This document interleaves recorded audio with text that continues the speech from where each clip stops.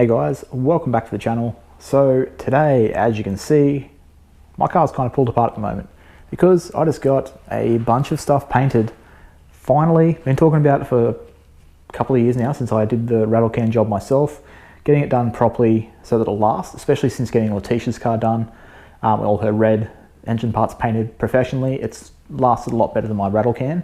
So yeah, I just got these all painted and it's time to put everything back on. Now, because I've done videos about how to remove the valve cover, and I don't want to do that again, but what I haven't done, and I've had a few people asking me for, is a video about how to change your fuel rail. So I've got a few people I know who want to pull their fuel rail off and get it painted.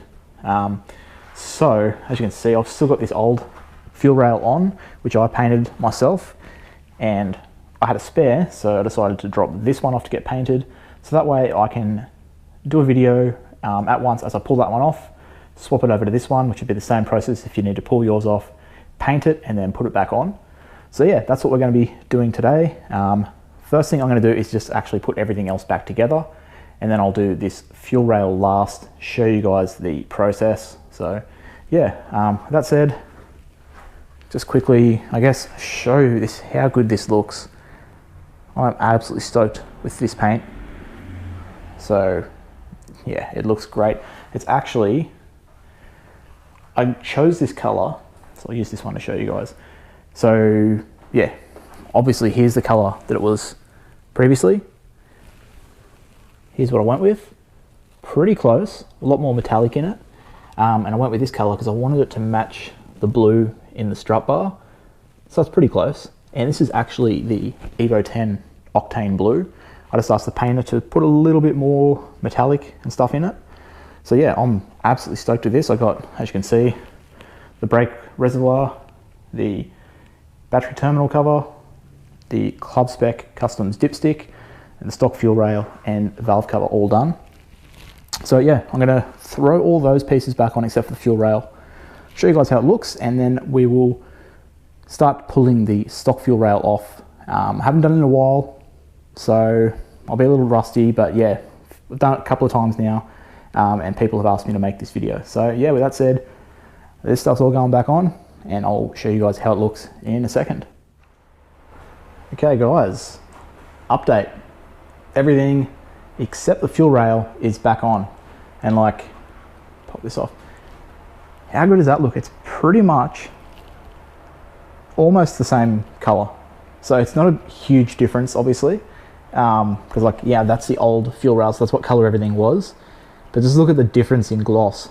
This is like super glossy, and where the titanium bolts sit, it's now not like chipped and scratched up paint. So yeah, very happy with this. Yeah, isn't a huge difference, obviously. Like, this was already painted blue, this was already this color, like, so it's not like a, oh wow, that looks different type thing. It's just like, oh, that looks so much better, because now it's not like crusty paint that's sort of chipping up. I know this always looks better in video than it actually does. So yeah, now what we need to do is get this fuel rail off. Now I haven't had this off before, so the, like, since I've changed to the fuel pressure regulator and the inline fuel filter, which you can see here. So I've just placed this upper intercooler piping on. It's not been done up or anything, so I'm going to pull that off. I just wanted to get that on to get the full look at everything sort of on. But so I haven't done this in a while. The other thing that's been changed since I did it last was my injectors. So these are like tucked, so it might be a little bit of working out, but basically we do need to pull the injectors off. I mean, with any luck we could leave them in and just pull them off the fuel rail, but generally they're going to come off with the fuel rail. So first thing that we need to do is crank the car and get rid of the fuel out of there. So I think my car is unlocked. Nope, let me just get my keys.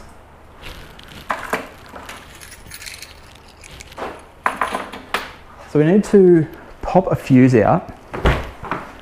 Now it's here underneath the glove box.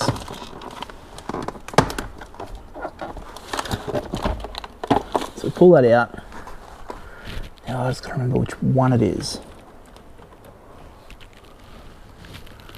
think it's this black plug here with the blue, no, remember it had a blue wire and it's its own plug, so I believe I've got so many things. It's this one down in here. Okay, so I got it out. So it is this one here, blue wire, white plug. It's back into the middle. It's actually really hard to get back in, so normally I don't pull it out so far. Just want to show you guys. So that one has to come out. I believe that is the right one. So then we'll come over. If you're in the US, or if your steering wheel's on the other side, basically, it's going to be flipped. So it'll be over this side. Okay, so with that wire pulled, there are keys. I'm going to try and crank the car. You see it won't kick over because we've pulled that fuse. So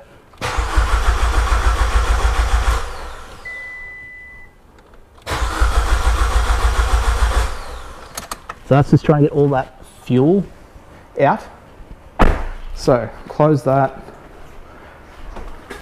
So my garage is a bit of a mess at the moment. So now we want to pull this upper nickel cooler piping back off. I'll probably do that with two hands so I don't accidentally scratch the valve cover pulling it off. So I'm gonna get that off.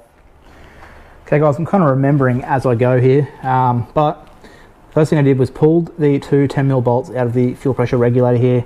I left this microfiber here because there's a bit of fuel in it, so I'll pop that off. That is loosened, and yeah, it's two little 10mm bolts that held that in. Next thing I remembered, I need to undo the little clips for the injectors. So I grabbed two out. So that's these little guys here. So they actually go down in under and they click in and hold the injector in place. So you need to get those off. I've got two off. Now I've got one that's right behind this fuel pressure regulator that's hard to get, and the other one that is hard to get is here. So it's gonna be hard to kind of show you guys, but just to make it easy, I'm just using a flathead and just kind of popping them out.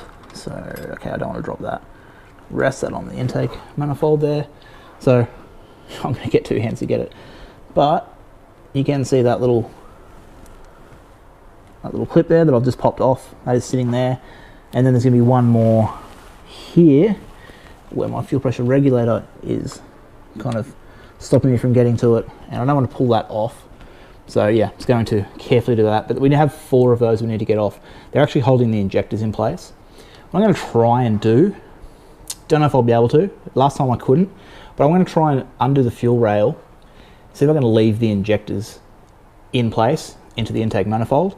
And maybe I'll get lucky. That way I can just pull the fuel rail off. And then just sort of pop the new one on. And then I'll also obviously have to undo this fuel line here as well. So yeah, kind of getting there, coming back to me. It has been like 2 years since I did this. So yeah, probably not the best tutorial. I'll try and do a better job at filming when I'm putting everything back on. It is pretty simple. You just kind of work it out as you go. But yeah, I'm going to kind of like remembering and learning as I go. Done it twice. And it's pretty easy. Like it's just some bolts and some stuff. Like the main thing I'm worried about is my injectors they've got these extensions and they normally sort of stick up. So AK Racing have like tucked these the best they can. I don't want to wreck that. I don't want to, you know, pull off where they've soldered or whatever they did to make these injectors sit so low. So yeah, I'm really hoping that I can just pop the fuel rail, and once I undo all the clips, that fuel rail comes and the injectors stay. That would be ideal. If not, we'll explain what we do afterwards. But yeah, I'm going to go for that. So I'm going to get the last clip off, pull this little one out that I've left resting there because cool, I don't want to drop that. And yeah, I believe they're 12mm bolts. Undo that line and it should come off. So I will update you guys once I have got to that stage. All right, so I've done a really bad job of filming and updating what I'm doing, but this was different to what I remember. These injectors are different. So I've got everything out, as you can see, fuel rail's out. I spilt fuel absolutely everywhere. There is a lot of E85 down on my under tray, but I got it all off. So this is different to what I had. So what I didn't realize, so I tried to just leave the injectors in the intake manifold and pull the fuel rail, but it didn't work that way for me, unfortunately. So what I forgot was we have these little clips as well as these. So these ones at the bottom, they are holding the injector in, and these ones were holding these plugs in.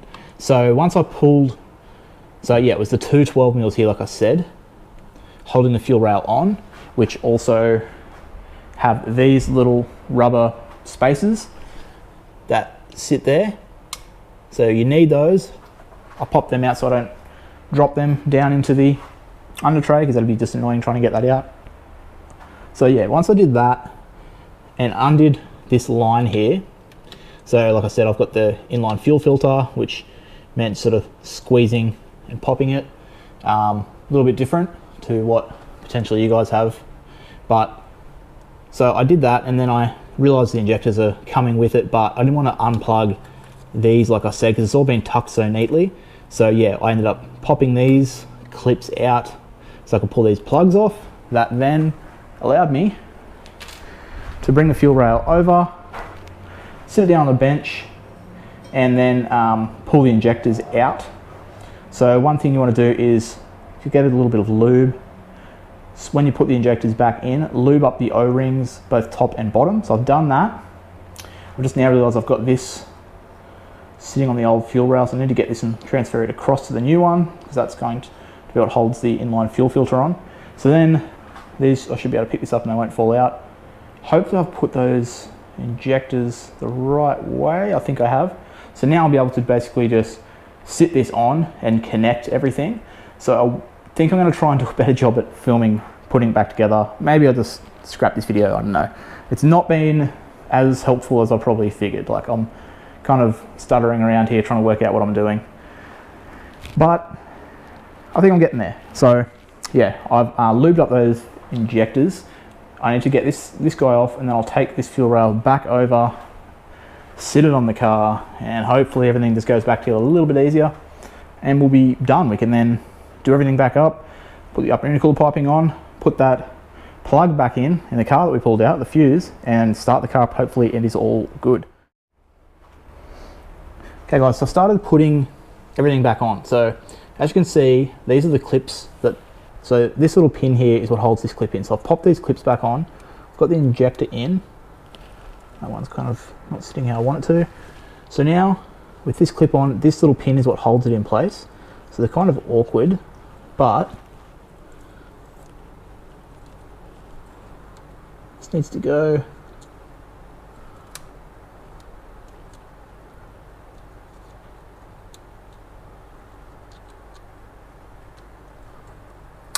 like that. That'll clip that in. So that's 1, 2, and 3. And I have one more of those.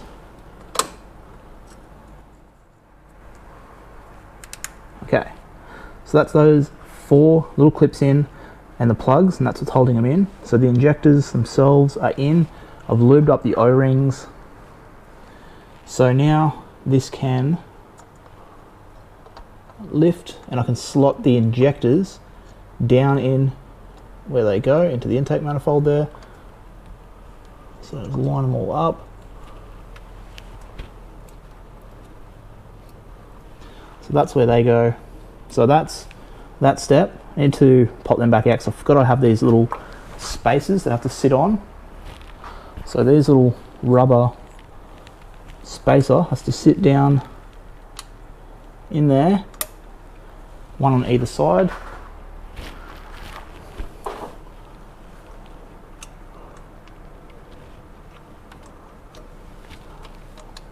So then we could put the bolts back in. But I won't do that yet. I will connect the fuel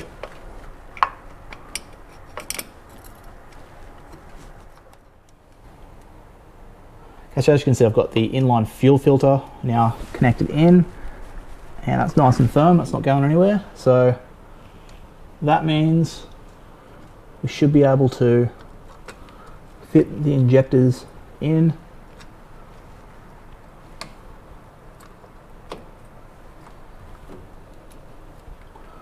get everything down, line up where our bolts will go, and connect back the fuel pressure regulator in, which I probably should have done earlier.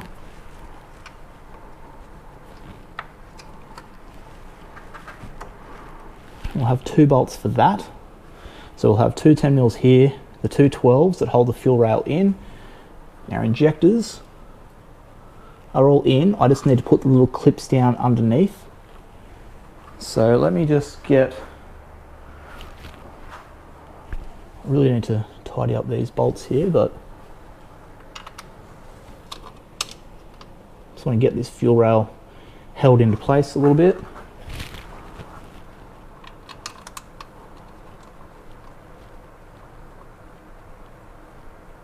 So yes, super long bolts. Just going to hand tighten those for a sec.